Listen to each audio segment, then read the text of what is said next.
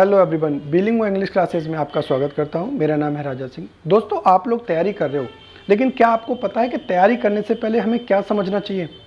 जिस भी सब्जेक्ट के बारे में आप तैयारी कर रहे हो, जिस कॉम्पिटिटिव एग्जाम्स की तैयारी कर रहे हो, आपको याद रखना है कि अब उस जिस सब्जेक्ट की भी आप तैयारी करो उसका सिलेबस आपके पास होना चाहिए।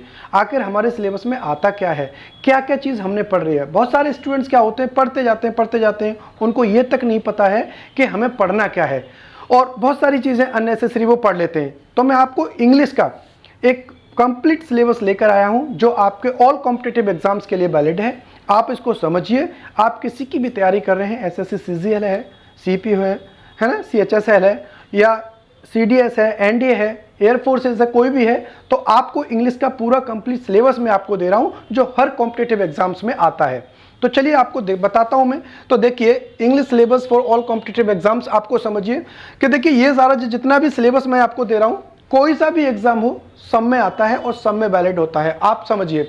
तो देखिए, मैंने आपको इसको 3 पार्ट्स में डिवाइड किया गया है सिलेबस को। पहला पार्ट है ग्रामर पार्ट, दूसरा है वोकैबुलरी और तीसरा है कॉम्प्रिहेंशन।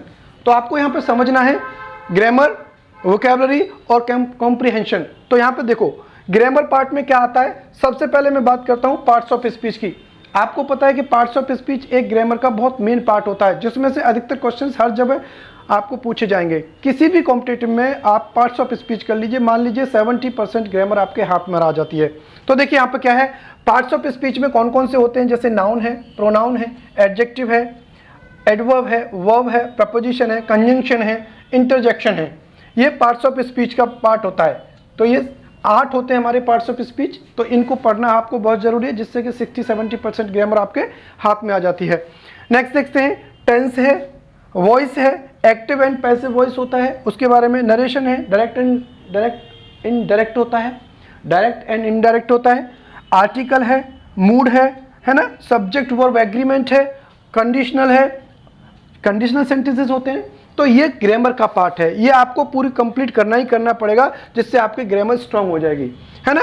नेक्स्ट टॉपिक पर चलते हैं, हमारा ये है वोकैबुलरी पार्ट। वोकैबुलरी पार्ट की तरफ चलते हैं। तो वोकैबुलरी पार्ट में आपको क्या क्या पढ़ना है, सिनोनिम्स पढ़ने हैं, एंटोनिम्स पढ़ने हैं, वन वर्ड सब्स्टिट्यूशंस पढ़ना है, फ्रेजल वर्ब पढ़ना है, इडियम्स एंड फ्रेजेज हैं, स्पेलिंग मिस्टेक है और कंफ्यूजिंग वर्ड है।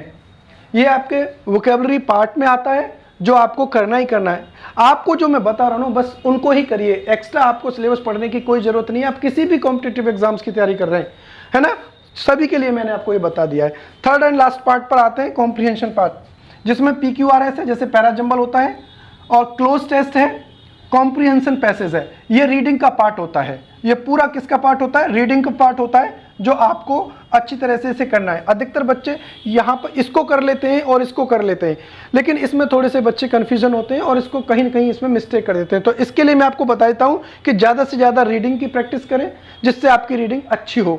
जिस बच्चे की रीडिंग अच्छी होगी वो कॉम्प्रिहेंशन को अच्छी तरह से कर पाएगा, क्योंकि इसी में PQRS, पैरा जंबल जो होता है, क्लोज टेस्ट, इसी को कर सकते हो आप, है ना, कॉम्प्रिहेंशन पैसेज कर सकते हो। लेकिन ये पार्ट जो है, वोकैबुलरी का जो पार्ट है, सिर्फ इसको आपको याद करना पड़ेगा। इसको आपको याद ही करना पड़ेगा, क्योंकि वोकैबुलरी हमेशा याद करने से होती है, इसका कोई वो नहीं है। अगर आप 100 वर्ड्स याद कर लीजिए तो ये निश्चित नहीं है कि वो 100 वर्ड्स में से आपको एग्जाम में मिल जाता है। तो वोकैबुलरी का कोई भी एक, कहते हैं ना कि ये तो अनंत तक है, इसका कोई और छोर नहीं है, कहीं पर भी कोई भी आ सकती है। लेकिन याद कर लीजिए, वोकैबुलरी याद करने का तरीका होता है, जैसे वोकैबुलरी हम लोग याद कर सकते हैं रूट वर्ड से। आपको पता है कि रूट वर्ड से इस वोकैबुलरी को याद किया जा सकता है, और आपको ये सारी चीज़ें करनी है, सिलेबस करना है। तो आप मेरे चैनल को सब्सक्राइब करिएगा, जिससे आपको पूरा ये सारी चीज़ें मिल जाएंगी। पार्ट्स ऑफ स्पीच, ग्रामर का पूरा पोर्शन मिल जाएगा, वोकैबुलरी का मिल जाएगा, और कॉम्प्रिहेंशन पैसेज आपके लिए टाइम टू टाइम दे दिया जाता है। तो आपको ये वोकैबुलरी और ग्रामर पूरा मिल जाएगा। आप सारी वीडियोस पड़ी हुई हैं, चैनल पर जाकर देख सकते हैं।